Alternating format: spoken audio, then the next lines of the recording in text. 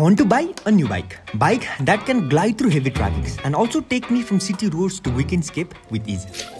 हेर्दा क्लासिक देखिनु पर्यो तर मलाई मोडर्न टेक पनि चाहिएको छ. So the real question is, will this newly launched Ronin with the right partner I've been looking for? 4.5 lakh पर्ने यो बाइकमा 225 सीसी को इन्जिन रहेको छ. TVS Ronin को इन्जिनको पावर रिसेन्ट राइड टु ढाक्दामा थाहा पाए. पोर नेभिगेसन स्किल्सले गर्दा उल्टो बाटो गएर जिन्दगी बेहाल भएको थियो. To avoid such problems, use TVS Connect app for easy navigation. हामी जस्तो इन्स्टिंक्टमा विश्वास गर्नुभयो भने दुःख पाइएला. अनि यस्तै बेला ब्याट्री सकिन्छ. In that case, you can use built-in USB port to charge your mobile phone. 181mm को ग्राउन्ड क्लियरेन्स र 41mm को अपसाइड डाउन फोर्क सस्पेन्सन भएर होला अफ-रोडिङ अनइभन रोडमा पनि मजाको कम्फर्ट अनि इम्प्रुभड ह्यान्डलिङ पाए मैले. मोडहरुको कुरा गर्नुपर्दा अर्बान र रेन मोड रहेको छ. वेदरको कन्डिसन हेरेर this bike will adapt to the road condition. Glide through technology हुँदा यो Ronin can easily glide through traffic and the most important dual channel ABS. अब ब्रेकिङको के डर नै भएन. रेट्रो येट मोडर्न लुक्स भएको यो TVS रोनिन गोलेको मनले रोजेको र नेपालको बाटोले खोजेको बाइक रहेको छ. For me,